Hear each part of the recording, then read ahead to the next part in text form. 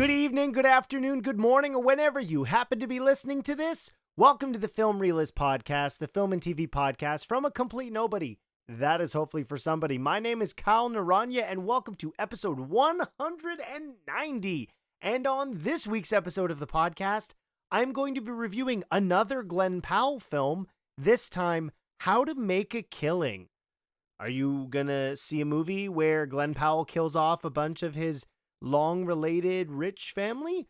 I don't know. You're gonna have to see. As this is a feature film review, there will be a non-spoiler section as well as a spoiler section. Time codes will be listed in the description should you feel the need to hop around. And then to end the episode, I will be responding to listener mail and question of the week responses.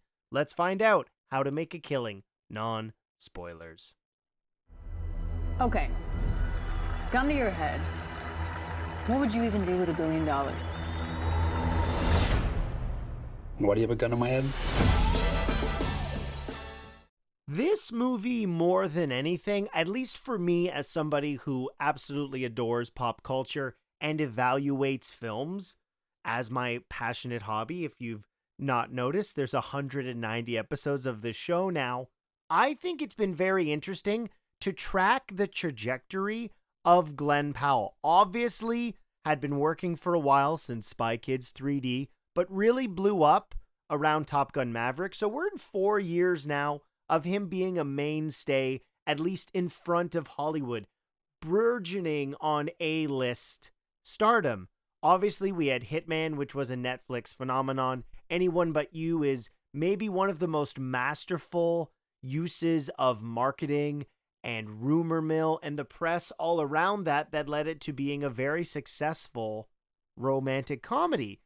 But now it's more interesting because we have had 3 Glen Powell-led projects.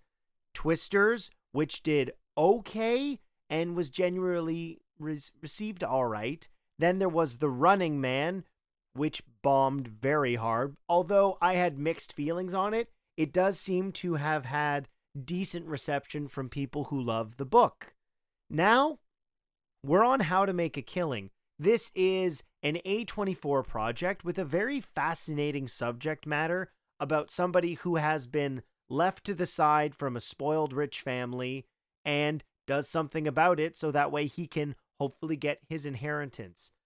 The cast of this movie is absurd. Glen Powell, Margaret Qualley, Jessica Henwick, who I adore, Bill Camp, Zach Woods, Topher Grace, and Ed Harris. There are a lot of parts to this that should make it fantastic. Directed and written by John Patton Ford. A lot of this should equal a very good movie. But unfortunately, it's very messy. Something that I won't get into in this episode because by the time I'm recording this, the final episode of A Night of Seven Kingdoms Season 1 hasn't concluded, so I can't give my full thoughts on that. I will probably in a future episode. But on the flip side of this, what's interesting to me about this movie is the character we meet with Beckett Redfellow is a fascinating person. He's somebody who should have been in the crux, in the, I wouldn't even say enclave, in the world of the Redfellows, the less than 1%ers, the 0.5%ers that live in a world that so many of us can't even fathom because it is so outside of our reach, right? And what would be interesting in this movie is the things he's doing are completely terrible. He is killing off his family members so that way he will get the inheritance of the billions of dollars that should have been owed to him if his family wasn't pushed to the side because of a teenage pregnancy. And what could be really fascinating in this film, particularly with how billionaires and the wealthy, the super wealthy, have become much more part of the conversation, how they use their money. They want to be celebrities on top of just being rich. It's more to be famous than the stupid amounts of wealth that they have garnered for themselves. And this movie's evaluation on the power of money and the draw of it, almost the drug to which it is, the addictive nature that it can be to become the 1%, or as I said, the 0.5%. could have been a really compelling film. And it's really tricky to write a protagonist that you want to root for that is doing heinous things, even if they are for the greater good. You need to set the morality of that character in a way where we are rooting for them. And unfortunately, Beckett Redfellow has the charm that we all do like from Glen Powell. There's a darkness within this character, having grown up in a world that is not the one his mother would have. They've been, again, pushed to the side. So you need him to have a perspective on something that is owed to him and doing terrible things to achieve it. It's really hard. It is a high wire act to make that a character you want to see succeed. Otherwise, the movie doesn't really stand on its main character. You don't want them to succeed if you're not necessarily rooting for them. And the movie doesn't succeed in that way.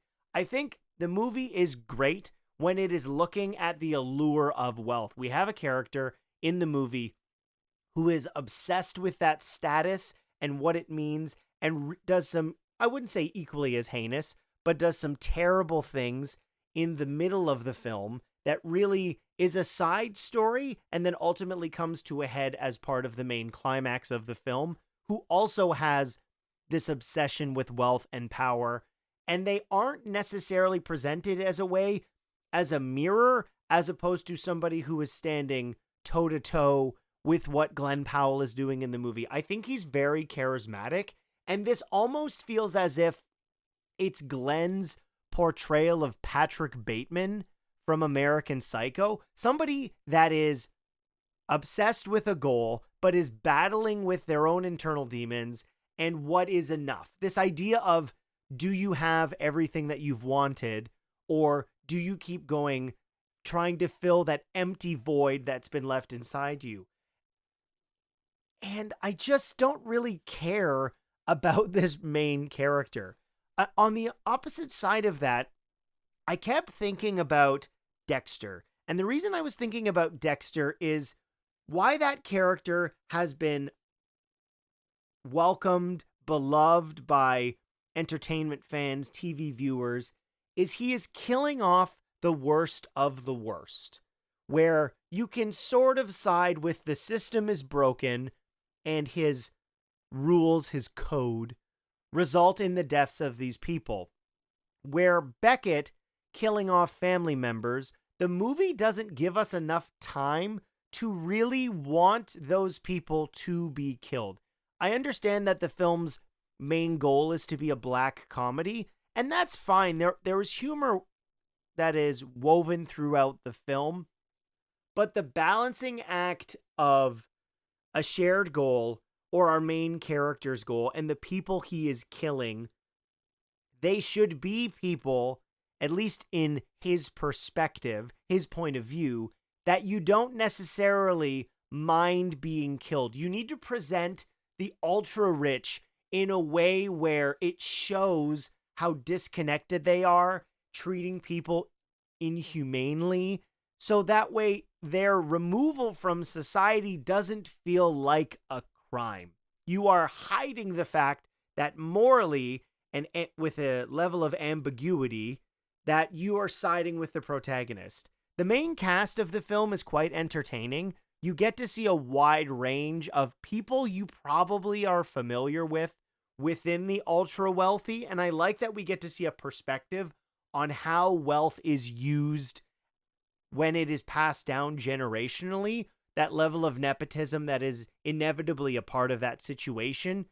In Canada specifically, the most famous family probably is the Rogers one, which now owns all of the Toronto sports.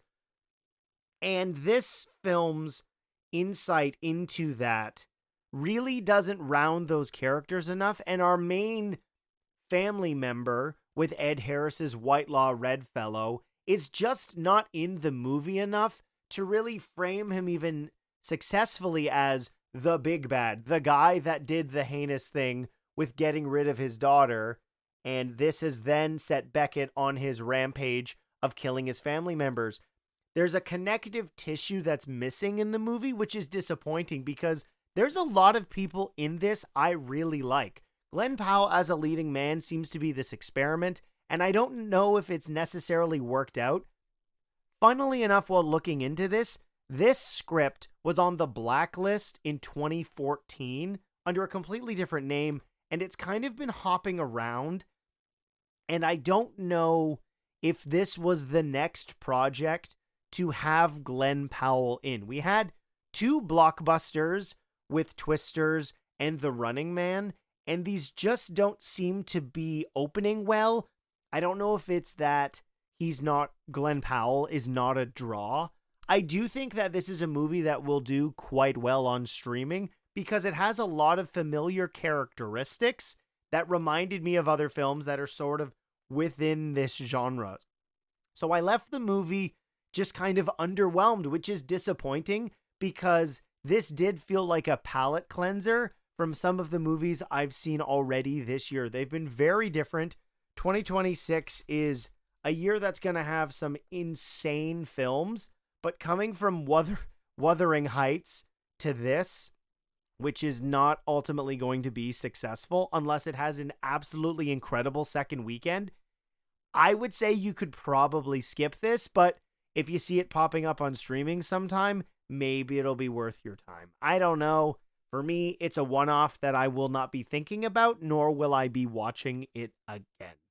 That will do it for my non-spoilers. There's a lot to dive into that's not in the trailers at all, so let's get into spoilers, and I can really explain, unfortunately, why the movie doesn't work for me. Beckett? No way. So are you living in the city now? Yeah, I do. The first place I want to start is with the framework in which the story is told, which is incredibly fascinating. And as somebody who is a huge fan of the Oceans franchise, we have the 3 Oceans films, then we had Oceans 8, and now we're going to be getting Oceans 14, which is probably what it's going to be called at some point. But the construction of the story is Beckett is telling a priest this while he's on death row. And immediately, our introduction to the character is not one of remorse, which is, you know what? They made a choice. This character did all these things because he felt he deserved it. You can tell that story in a way in which you feel a character is wronged. And the person who probably would have the reason to do what they do is Beckett's mom. Getting pregnant at 18, being told to deal with it, or moving out would be the only other option. So she's abandoned by her family.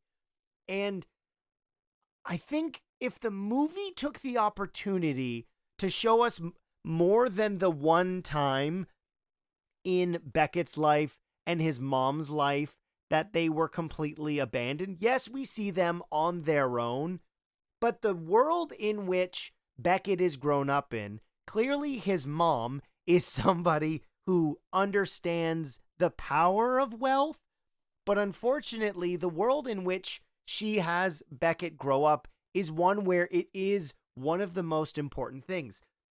And as opposed to evaluating what that could mean for Beckett growing up, as a child seeing all these things, he sees the success in that and why it's something to pursue. Unfortunately, we get to the character himself winds up just being obsessed with that idea. We do see him struggle. His mom passes away and his family didn't help. That is the one time we really get to see the character struggle growing up with this idea that there is somebody on the outside who could help us, but they're choosing not to.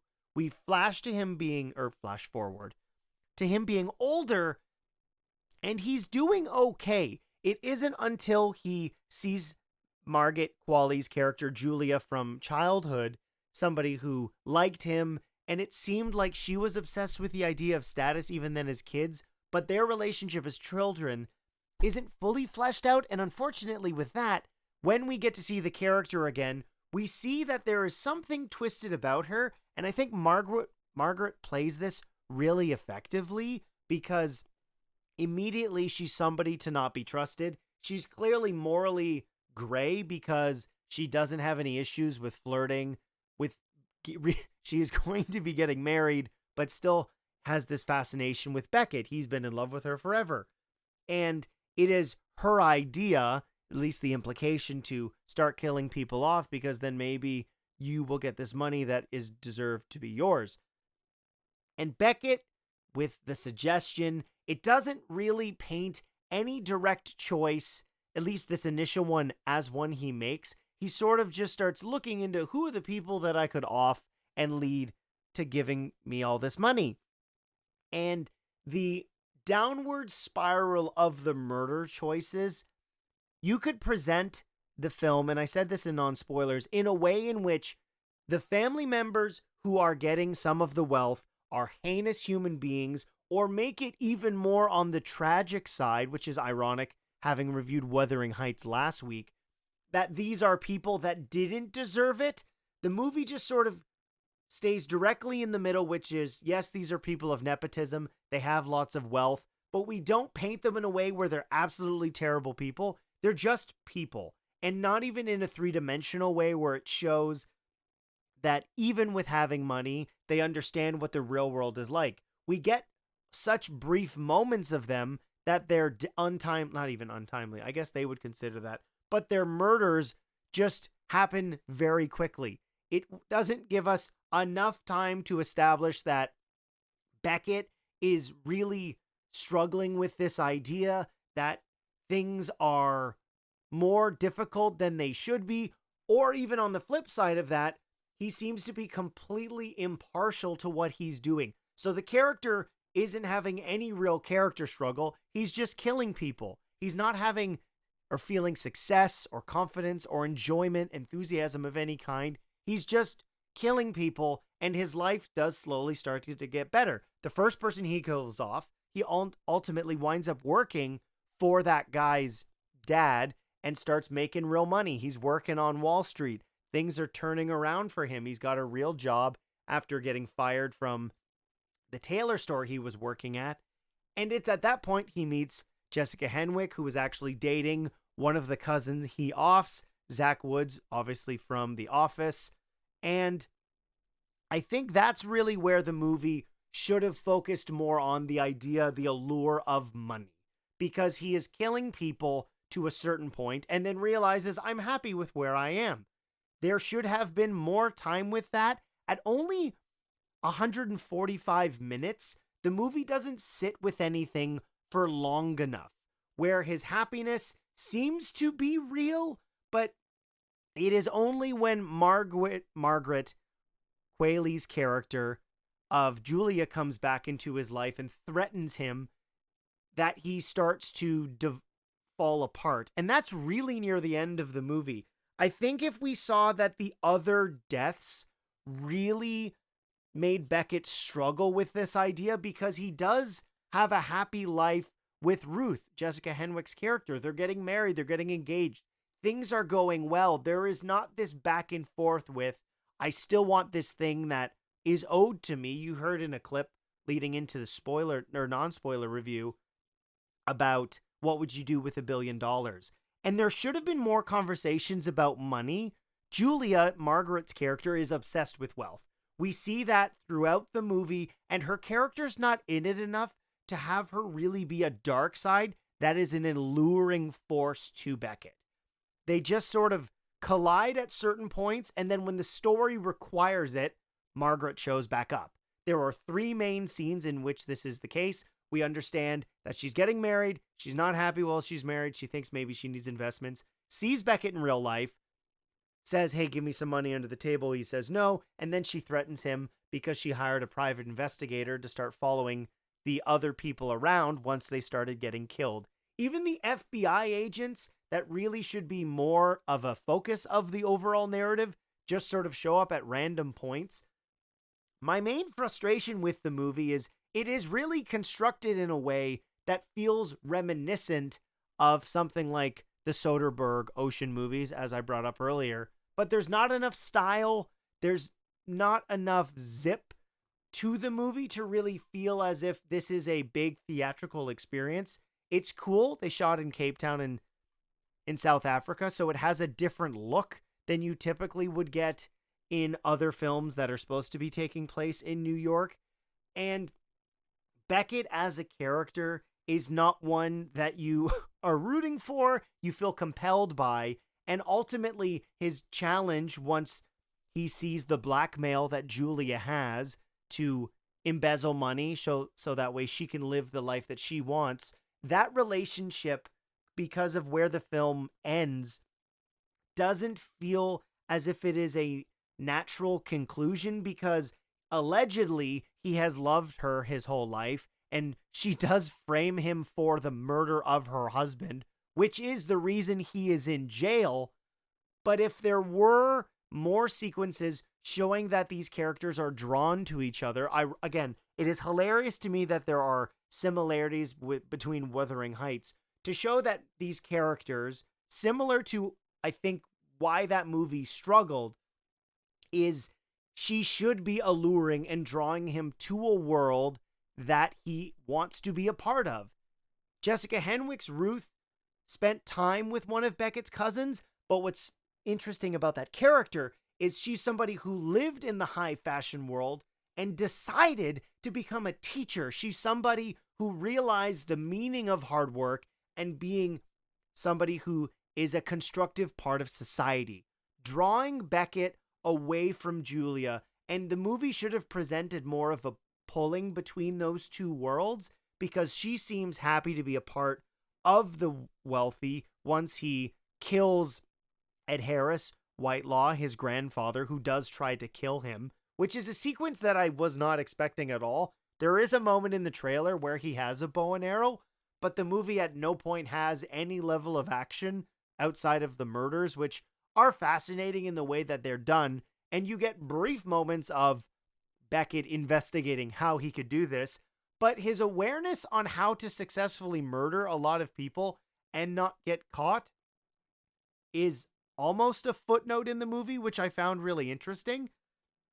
And only when he is blackmailed by Julia does he start, I said this already, but he embezzles, leading to where he goes to see his grandfather kills him, is given the money because that is the one time he actually kills somebody in self-defense.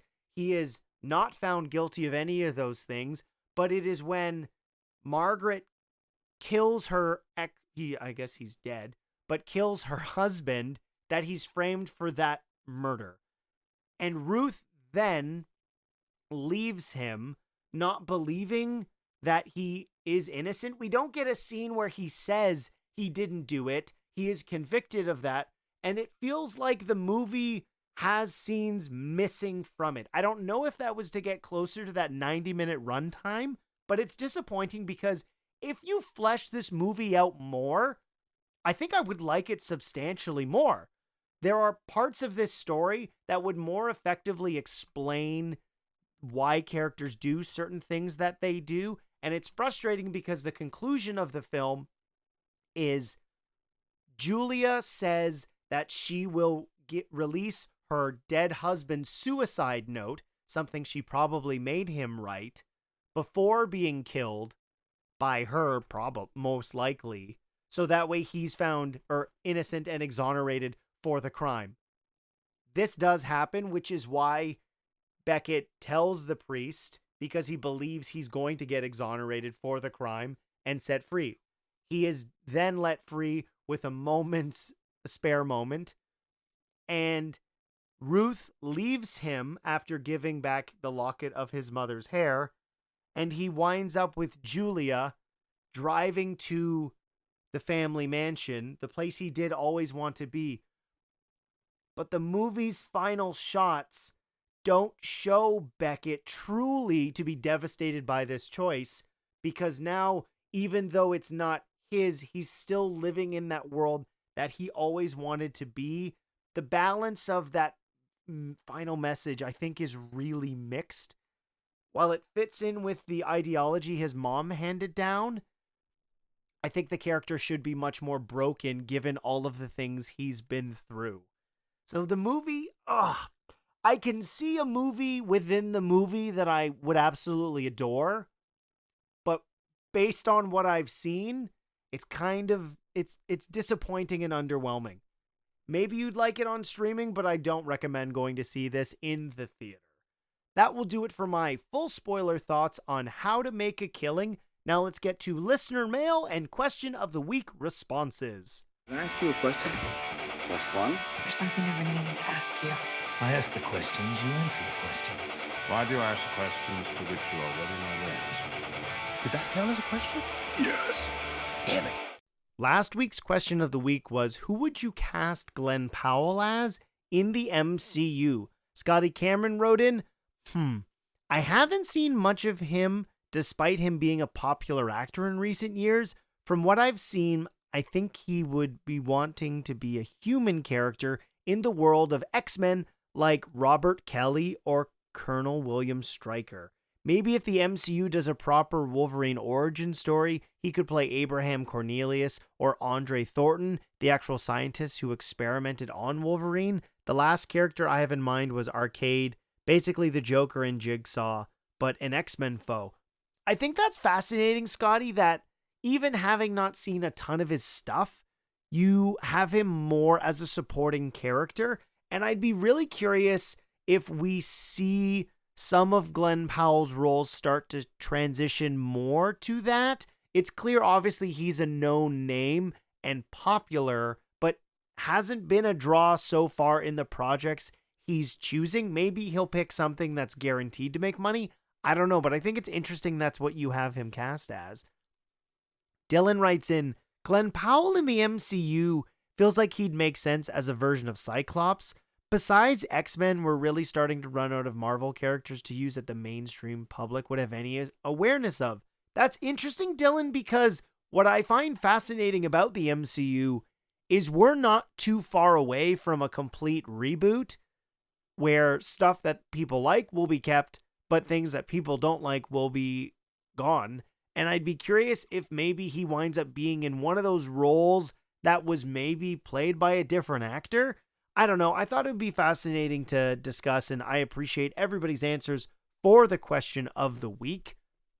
This week's question of the week is Scream focused because that is going to be next week's review, Scream 7. What horror franchise had the best reboot? I know you can argue with Scream that they're sequels, but bringing a franchise back in a way, or legacy sequel, why don't we have it that? We'll do that instead because I guess, legacy sequels, I guess, are 20 years. No, I'm going to count it as a reboot because the focus was on other characters. That's what I'm going to do. We can argue the semantics of this later. What is your favorite horror movie reboot? To let me know, you can comment below directly on Spotify and YouTube. I see them all there. Or if you'd like, you can email the podcast, filmreelistspod@gmail.com. Finally, if you haven't subscribed on your favorite podcast platform, you might miss new episodes. And if you enjoyed this one, I hope you'll enjoy the next one. Watching on YouTube and haven't subscribed yet, please do, because as of recording, we are at 477, so close to that 500 mark, which would be absolutely incredible. If you're listening or watching on the Multiverse of Color, consider subscribing on any of the podcast platforms. Thank you so much for listening to the show. My name is Kyle Naranya, and I will see you next time.